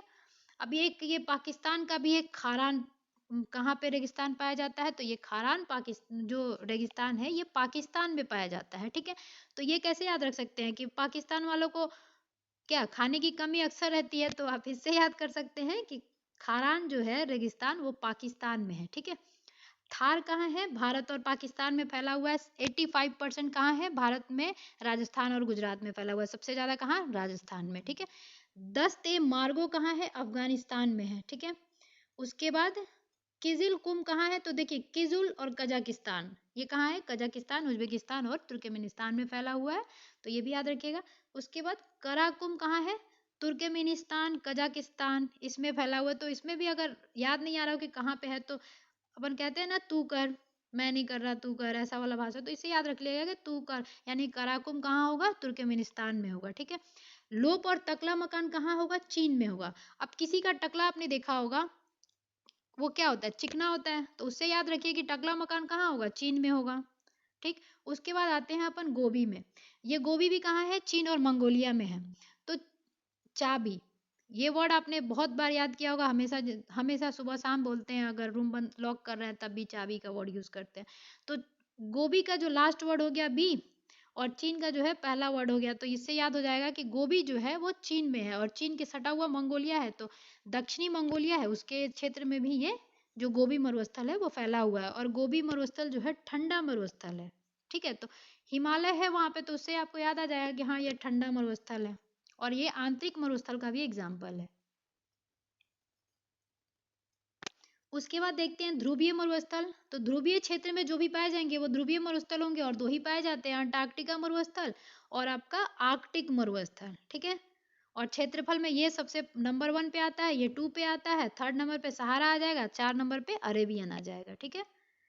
सहारा ये आपके क्षेत्रफल के अनुसार है, ठीक है, अरेबियन याद रखिएगा, ठीक है। और गर्म मरुस्थल में अगर सिर्फ पूछता है तो सबसे बड़ा कौन हो जाएगा, सहारा मरुस्थल, ठीक है। और ठंडा में कौन सा हो जाएगा, ये आर्कटिक मरुस्थल सबसे बड़ा, ठीक है। चलिए अब आता है आपको क्वेश्चन, ऑब्जेक्टिव स्टार्ट होता है।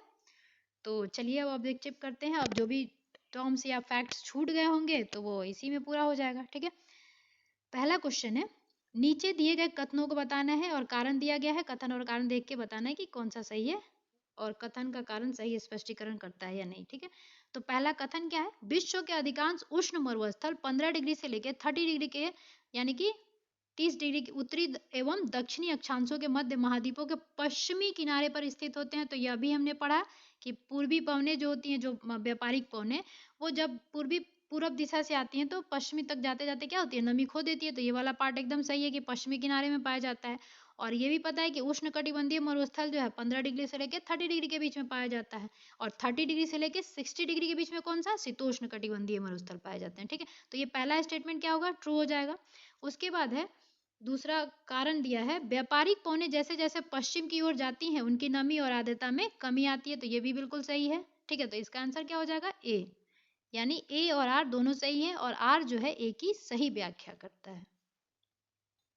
दूसरा क्वेश्चन है, मरुस्थल शाश्वत ऊर्जा उत्पादन के लिए प्रभावकारी स्रोत हो सकते हैं। ठीक है, अब दूसरा कथन है, जितनी ऊर्जा मानव जाति एक वर्ष में, ध्यान रखिएगा, जितनी ऊर्जा मानव जाति एक वर्ष में उपभोग करती है उससे अधिक ऊर्जा मरुस्थल सिर्फ 6 घंटे में सूर्य से प्राप्त कर लेता है।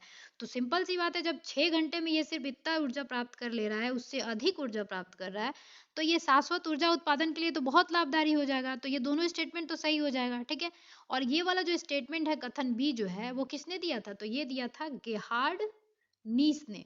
ठीक है, गेहार्ड नाइस। ठीक है, वो इंग्लिश में इनका नेम का वर्ड हो जाता है गेरहार्ड।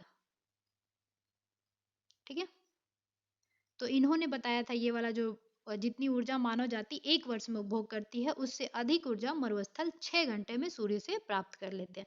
किसने बताया था, गेहार्ड नाइस ने। और फिलहाल इसका आंसर क्या हो जाएगा, दोनों सही है। ठीक है, नेक्स्ट क्वेश्चन है, मरुस्थल परिभाषित किया जाता है तो कहाँ पाए जाते हैं मरुस्थल, तो वो पाए जाते हैं 25 डिग्री सेंटीमीटर से कम वर्षा वाले क्षेत्र में, जहाँ वार्षिक वर्षा 25 सेंटीमीटर से कम होती है। ये पहला शर्त ही है मरुस्थल पाए जाने का। ठीक है, नेक्स्ट क्वेश्चन है, पृथ्वी पर मरुभूमि होने की संभावना अधिक रहती है, कहाँ होगी, 23 डिग्री अक्षांश के पास होगी।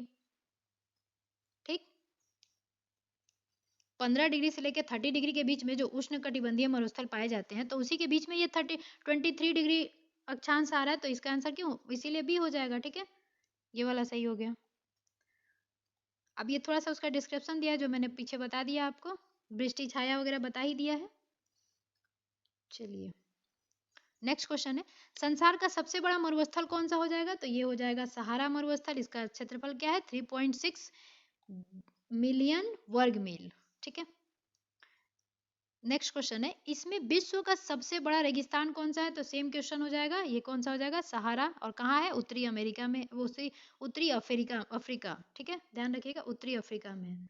सहारा मरुस्थल में कौन सी जनजाति पाई जाती है, बर्बर।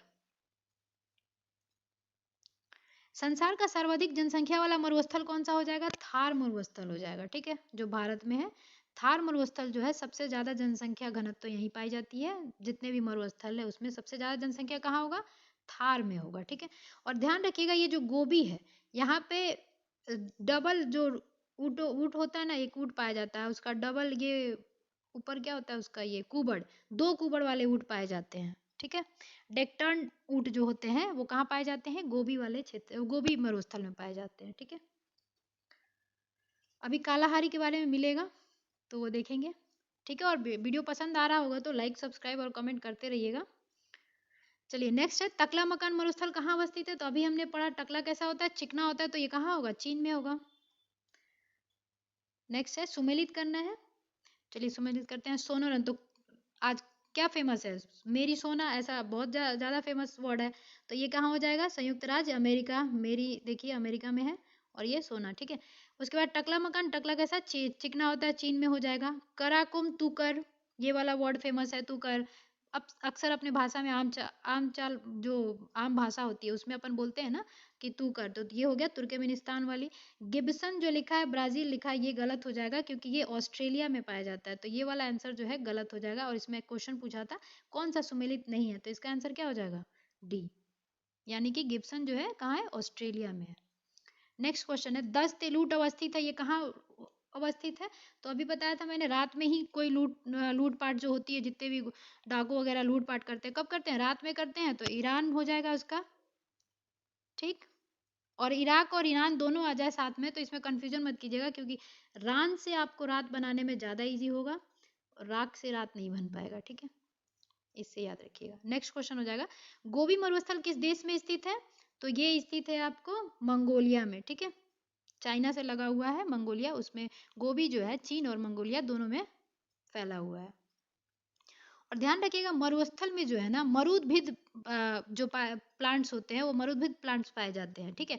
और उनकी जड़ें क्या होती हैं? बहुत लंबी लंबी होती हैं, क्योंकि वो पानी की खोज में नीचे की तरफ बढ़ते जाते हैं। तो जो भी जीरोफाइट्स टाइप के जो प्लांट्स होंगे, उनकी जड़ें ज़्यादा लंबी होती हैं, और जो उनके पत्ते होते हैं वो कटीले हो जाते हैं। पत्ते तो एकदम से कांटों के रूप में भी बदल जाते हैं।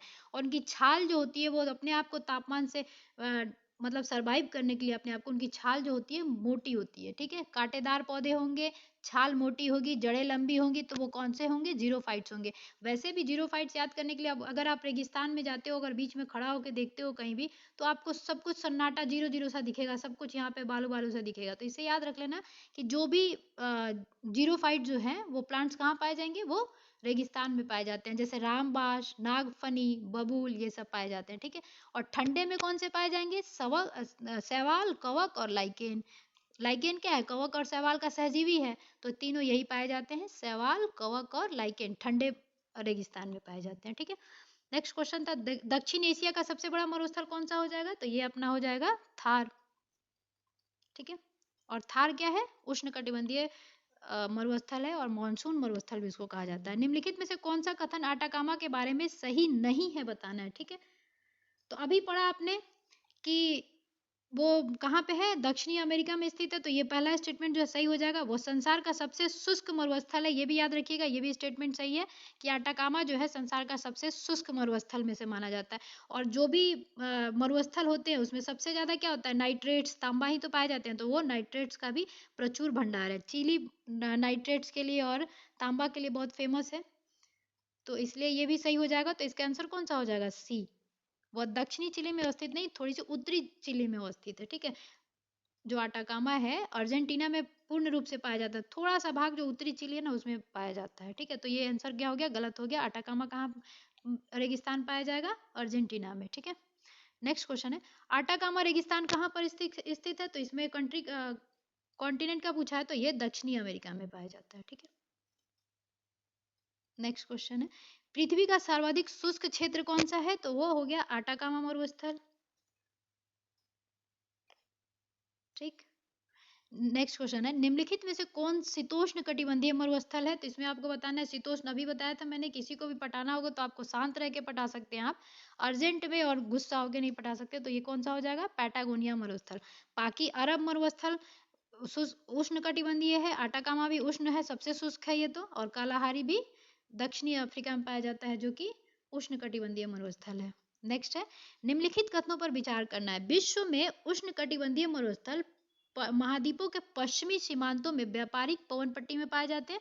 तो ये बिल्कुल सही है, क्योंकि अभी हमने देखा पश्चिमी भाग में ही पाए जाते हैं, और ये व्यापारिक पवन पट्टी में पाई जाती है, तो ये बिल्कुल सही हो गया। दूसरा है, भारत में पूर्वी हिमालय क्षेत्र उत्तर पूर्वी पवनों से नहीं, दक्षिण पश्चिम विक्षोभ जो होते हैं ना, उससे भारत में वर्षा ज्यादा होती है, और बंगाल की खाड़ी से भी होती है। तो ये वाला स्टेटमेंट गलत हो जाएगा, तो इसका आंसर क्या हो जाएगा? केवल 1, ठीक है। नेक्स्ट क्वेश्चन है, कालाहारी मरुस्थल अवस्थित है, तो ये दक्षिणी अमेरिका में अवस्थित है, जो कि बोत्सवाना में सबसे ज्यादा फैला हुआ है, नामीबिया, अंगोला और जाम्बिया, ये सभी में फैला हुआ है। और ऑप्शन इसमें नहीं है, तो ये लगा लीजिएगा 1, 2, 3 एंड 4 सब में फैला हुआ है, तो इसका आंसर क्या हो जाएगा? सभी में, ठीक है। नेक्स्ट क्वेश्चन है, निम्नलिखित में से कौन सा मरुस्थल दक्षिणी गोलार्ध में स्थित है? तो दक्षिणी गोलार्ध में देखेंगे आप तो कौन सा पड़ेगा? जो कालाहारी है वो दक्षिणी अफ्रीका में पड़ता है, तो ये दक्षिणी गोलार्ध में आ जाता है। चिहुआहुआ तो अमेरिका में पाया जाता है, तो ये तो होगा नहीं। गोबी चीन में पाया जाता है, तो ये भी होगा नहीं। सहारा आपको पता है उत्तरी अफ्रीका में पाया जाता है, तो ये होगा नहीं, ठीक है। तो आंसर कौन सा हो गया? एक, कालाहारी। नेक्स्ट क्वेश्चन है, अफ्रीकी और यूरेशियाई मरुस्थल क्षेत्र के निर्माण मुख्य कारण क्या हो सकते हैं? ठीक है, तो इसमें बताना है कि इनके जो अफ्रीकी और यूरेशियाई मरुस्थल है तो उनके मुख्य कारण क्या हो सकते हैं। तो पहला स्टेटमेंट है, यह उपोष्ण उच्च दाब कोशिकाएं हाई प्रेशर सेल में अवस्थित है। तो पता ही है कि सबसे ज्यादा मरुस्थल कहाँ पाए जाते हैं, उपोष्ण उच्च दाब में पाए जाते हैं, तो ये स्टेटमेंट सही हो गया। दूसरा दिया है, यह उष्ण महासागर धाराओं के प्रभाव से क्षेत्र में पड़ता है। तो देखिएगा यहाँ उष्ण महासागर धारा बोला है, जबकि यहाँ पे क्या ठंडी महासागर धाराएं पाई जाती हैं, क्योंकि जो भी डेजर्ट होते हैं उधर ठंडी हवाओं का जो है प्रभाव पाया जाता है। तो कौन सा इसका आंसर हो जाएगा, सिर्फ एक सही है, ठीक है, क्योंकि ये वाला स्टेटमेंट क्या है, गलत है, ये सिर्फ सही है। नेक्स्ट क्वेश्चन है, ग्रेट विक्टोरिया मरुस्थल कहाँ स्थित है। तो ये स्थित है आपको ऑस्ट्रेलिया में, ठीक है। और ध्यान रखिएगा ग्रेट विक्टोरिया झील कहाँ पाया जाता है, वो पाया जाता है अफ्रीका में। नेक्स्ट क्वेश्चन है, नूबियन मरुभूमि कहाँ स्थित है। तो ये हो जाएगा आपको सूडान, ठीक है। नेक्स्ट क्वेश्चन है, अल गेजीरा रेगिस्तान किस में देश में स्थित है। तो ये भी याद रखिएगा आपको सूडान में ही है, ठीक है। अल गेजीरा भी कहाँ है, सूडान में। नेक्स्ट क्वेश्चन है, सेचुरा मरुभूमि किस देश में अवस्थित है। तो अभी पढ़ा था आपने सेचुरा, आजकल फोन पे से बहुत चोरियां हो रही है, तो कौन सा हो जाएगा, पेरू, ठीक है। नेक्स्ट है, रूब अल खाली, इसके तो नाम में ही है अरब रब, ठीक है। तो ये कौन सा हो जाएगा, सऊदी अरब का एक मरुस्थल है। रूब अल खाली क्या है, सऊदी अरब का एक मरुस्थल है, ध्यान रखिएगा। अगर नहीं याद आ रहा हो कि अगर मान लीजिए रूब अल खाली दिया है, तब आप सऊदी अरब, क्योंकि नाम में भी रब है और इसमें भी रब है, आप लगा सकते हैं। लेकिन ये क्या है अगर ये पूछ देता है, तो इसको बताने के लिए आप देखिए, जैसे खाली खाली कहाँ पाया जाता है, मरुस्थल में पाया जाता है, तो इसे याद रखिएगा कि ये एक रेगिस्तान है। दस्ते काबुल मरुस्थल कहाँ पे हो जाएगा, तो ये पश्चिमी ईरान में हो जाएगा, तो इसका आंसर हो गया सी, ईरान। नेक्स्ट क्वेश्चन है, दक्षिणी कैलिफोर्निया संयुक्त राज्य अमेरिका में कौन सा मरुस्थल फैला हुआ है। तो अभी आपने देखा था कैलिफोर्निया वाले क्षेत्र में कौन सा था, मोजोव, ठीक है। और ये जो काइजुल है वो कहाँ है, कजाकिस्तान। सेचुरा कहाँ है, पेरू। सोनोरन भी अमेरिका में है, लेकिन उत्तरी अमेरिका में।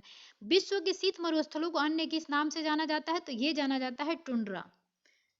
अच्छा, अब ये टुंड्रा आया है तो पता ही होगा, जैसे कि ये वाला जो पृथ्वी है, तो ये वाला जो क्षेत्र होता है, तो यहाँ क्या पाया जाता है, टुंड्रा प्रदेश पाए जाते हैं, ठीक है। उसके बाद इसके ऊपर क्या पाया जाता है, टैगा प्रदेश। तो जब वो पूछा है कि शीत मरुस्थल, तो शीत मरुस्थल शीत कटिबंधीय यहीं पे पाया जाता है, तो शीत मरुस्थल में कौन, उसको क्या कहेंगे, टुंड्रा कहेंगे, क्योंकि यहाँ पे टुंड्रा प्रदेश पाया जाता है ये वाला, और यहाँ पे टैगा प्रदेश पाया जाता है ऐसे। ये है अपना पृथ्वी, ठीक है। नेक्स्ट क्वेश्चन है, सुमेलित करना है, सूची 1 और सूची 2 दिया हुआ है। तो थार मरुस्थल कहाँ हो जाएगा, अपने भारत में हो जाएगा, ठीक है। पश्चिमी भारत एवं पाकिस्तान में फैला हुआ है, इसका एक हो जाएगा। सोनोरन कहाँ हो जाएगा, संयुक्त राज्य अमेरिका एवं मैक्सिको में हो जाएगा। काइजुल पता ही है कहाँ है, उज्बेकिस्तान एवं कजाकिस्तान में। और गोबी मरुस्थल कहाँ है, मंगोलिया एवं एक आंतरिक मरुस्थल के रूप में भी माना जाता है गोबी मरुस्थल को, ठीक है। आटाकामा को क्या माना जाता है, तटीय मरुस्थल। निम्नलिखित में से कौन उष्ण मरुस्थल का उदाहरण प्रस्तुत नहीं करता है। तो ये कौन सा नहीं करता है, गोबी, ठीक है। चाइना में जो है ना, हिमालय के आसपास पड़ता है, उसे याद रखिएगा आप कि गोबी मरुस्थल जो है वो शीत मरुस्थल है, उष्ण मरुस्थल नहीं है। बाकी तो थार, सहारा, कालाहारी जो है, ये सभी उष्ण कटिबंधीय मरुस्थल में आते हैं। नेक्स्ट है, महाद्वीपों के सामान्यतः किस भाग में मरुस्थलों की उपस्थिति पाई जाती है। तो अभी पढ़ा आपने कि पूर्वी पवनें जो है आते आते पश्चिमी भाग तक क्या हो जाती हैं, ड्राई हो जाती हैं। तो कौन से पार्ट में पाई जाती है, पश्चिमी पार्ट में। जितने भी कॉन्टिनेंट है पश्चिमी भाग में ही आपको डेजर्ट देखने को मिलता है, ठीक है। नेक्स्ट क्वेश्चन है, निम्नलिखित में से कौन सही सुमेलित नहीं है बताना है। तो अभी पढ़ा आपने गोबी, मंगोलिया। देखिए ऐसे भी नहीं याद हो रहा हो तो गोबी, स्टूडेंट लाइफ में सब्जी वगैरह के लिए गोभी वगैरह मांग लिया किसी से, तो इससे याद रखोगे, जाओ गोभी मांग के ले आ, ठीक है। उससे याद रख लेना कि गोभी कहाँ है, मंगोलिया और चीन में है, ठीक है। उसके बाद कालाहरी जो मरुस्थल है वो कहाँ है, दक्षिणी अमेरिका में है और बोत्सवाना में पूरी फैला हुआ है, तो ये भी सही हो जाएगा। आटाकामा कहाँ है, चील में है। मोजोवो जो है मैक्सिको में नहीं, ये कैलिफोर्निया वाले रीजन में पाया जाता है, तो इसका आंसर क्या हो जाएगा, डी, ठीक है। अच्छा, ये जो आटाकामा है उत्तरी चिली नहीं, ये पाया जाता है आपको अर्जेंटीना में, और थोड़ी, हाँ, उत्तरी चिली में भी इसका भाग फैला हुआ है, तो इसका आंसर हो जाएगा, ठीक है। ये 21 नंबर वाला मोजेब मरुस्थल जो है ये पाया जाता है आपको मैक्सिको क्षेत्र में नहीं, ये पाया जाता है आपको कहाँ पे, कैलिफोर्निया वाले क्षेत्र में, जो नॉर्थ उत्तरी अमेरिका का है ना, ऐसा बना हुआ है, तो इसके में ये जो पार्ट निकला है इसको हम कैलिफोर्निया बोलते हैं, वहाँ पे है ये मोजे मरुस्थल। ठीक है, तो इसका आंसर हो गया डी। नेक्स्ट क्वेश्चन है, पृथ्वी के स्थल पृष्ठ का कितना भाग रेगिस्तान है? तो वो है 1/, मतलब कि 5वां भाग। ठीक है, लगभग 20% जो है रेगिस्तान है। ठीक है, क्योंकि 1/5 क्या होता है, 20%, 1/4 क्या होता है, 25%। तो ये क्या हो जाएगा, 20% लगभग जो है आपका रेगिस्तान पाया जाता है। नेक्स्ट है, भारतीय मरुस्थल को कहते हैं, क्या कहते हैं अपने भारत में, यही है थार। वैसे देखिए लद्दाख भी है, तो लद्दाख क्या है, शीत मरुस्थल है। ठीक है, उसके बाद नेक्स्ट क्वेश्चन है, विश्व का सबसे बड़ा शीत मरुस्थल कौन सा है? तो ये हो जाएगा आपको गोबी मरुस्थल। ठीक है, नेक्स्ट है, विश्व में सबसे शुष्कतम मरुस्थल कौन सा हो जाएगा? आटाकामा। ठीक है, नेक्स्ट है, विश्व का मरुस्थल विहीन महाद्वीप कौन सा है, जहां एक भी मरुस्थल नहीं पाए जाते? तो अभी बताया हमने, यूरोप, वहां पे नगरीकरण के लिए बहुत फेमस है ये। नेक्स्ट है, कालाहारी रेगिस्तान कहाँ है? तो कालाहारी जो है दक्षिणी अफ्रीका में स्थित है, तो ये इसका आंसर हो जाएगा दक्षिणी पश्चिमी अफ्रीका। ठीक है, नेक्स्ट क्वेश्चन है, सहारा मरुस्थल किस महाद्वीप में है? तो अभी आपने देखा अफ्रीका महाद्वीप में है। नेक्स्ट क्वेश्चन, अटाकामा मरुस्थल किस दक्षिणी अमेरिका देश में है? तो अटाकामा कहाँ है, अटक जाते हैं लोग तो उड़ के जाता है, तो ये चिली में पाया जाता है। चील क्या उड़ सकता है। मरुद्वीप ओसिस किससे संबंधित है? मरुद्वीप देखिए क्या होता है, बहुत सारा रेगिस्तान है, कहीं पे एक जल का जो है ना, रेगिस्तान के बीच में कहीं पे एक कुआं पाया जाता है, जहाँ पे इंसान रह सके, अपना बसिंदा बना सके, उसी को कहते हैं मरुद्वीप। तो वो किससे संबंधित है? ये रेगिस्तान से संबंधित है। ठीक है, नेक्स्ट क्वेश्चन है, निम्नलिखित में से कौन सुमेलित नहीं है, बताना है। तो नामीब तो अभी पढ़ा आपने, नामीबिया। ठीक है, ये सही है। कौन सी जनजाति? खोई खोई जनजाति। और नामीब जो है विश्व की सबसे प्राचीनतम मरुस्थल में से है। कालाहारी मरुस्थल बोत्सवाना दक्षिण अफ्रीका में फैला हुआ है। सोमाली जो है सोमालिया में फैला हुआ है। डन काली मरुस्थल जो है ये लीबिया में नहीं है। ठीक है, नेक्स्ट क्वेश्चन है, निम्नलिखित में से कौन सा मरुस्थल ऑस्ट्रेलिया में स्थित नहीं है? तो Great Sandy, Gibson, Arunta, Great Victoria, ये सब कहाँ है? सब ऑस्ट्रेलिया में है, तो इसका आंसर क्या हो जाएगा? उपयुक्त सभी ऑस्ट्रेलिया में स्थित है। ठीक है, नेक्स्ट क्वेश्चन, निम्नलिखित में से कौन सा एक विश्व का सबसे बड़ा शीतोष्ण मरुस्थल है? तो इसमें जो भी ऑप्शन दिया है, तो उसमें से कौन सा हो जाएगा? ये हो जाएगा पैटागोनिया। ठीक है, नेक्स्ट है, तकला मकान मरुस्थल कहाँ स्थित है? तो अभी देखा आपने, ये कहाँ स्थित था टकला मकान? तकला जो था चीन में पाया जाता है, तो ये चीन कहाँ हो जाएगा आपको? मध्य एशिया में। ठीक है, इसका आंसर हो जाएगा मध्य एशिया। नेक्स्ट क्वेश्चन है, गोबी डेजर्ट एशिया में सबसे बड़ा मरुस्थल क्षेत्र है, यह दक्षिणी मंगोलिया के प्रदेशों तथा उत्तरी प्रदेशों को आच्छादित करता है। बिल्कुल सही है, तो ये किसके उत्तरी प्रदेश को आच्छादित करता है? चीन के। ठीक है, इसका आंसर हो जाएगा डी। नेक्स्ट क्वेश्चन है, निम्नलिखित में से कौन सा मरुस्थल है? मरुस्थल बताना, तो इसमें देख ही रहे हैं सिंधु क्षेत्र जो है, वो उस क्षेत्र में हम क्या देखते हैं, राजस्थान वाला जो है और गुजरात वाला क्षेत्र, सिंधु क्षेत्र त्रिभुजाकार है, सबसे ज्यादा गुजरात वाले और राजस्थान वाले क्षेत्र में फैला हुआ, तो इसमें कौन सा हो जाएगा ऑप्शन को देखते हुए? सिंधु क्षेत्र में। ठीक है, नेक्स्ट क्वेश्चन है, निम्न रेगिस्तानों के उनके स्थानों के अनुसार सही ढंग से जोड़े बनाने हैं। ठीक है, तो चलिए बना लेते हैं। कालाहारी कहाँ हो जाएगा? दक्षिणी अफ्रीका में हो जाएगा, तो ये अफ्रीका बस दिया तो अफ्रीका हो गया। आटाकामा कहाँ हो जाएगा? दक्षिणी अमेरिका। थार अपने एशिया में हो जाएगा, और ग्रेट विक्टोरिया कहाँ हो जाएगा? ऑस्ट्रेलिया में। ठीक है, नेक्स्ट क्वेश्चन है, सेरीर मरुस्थल कहाँ स्थित है? तो ये मिस्र में स्थित है।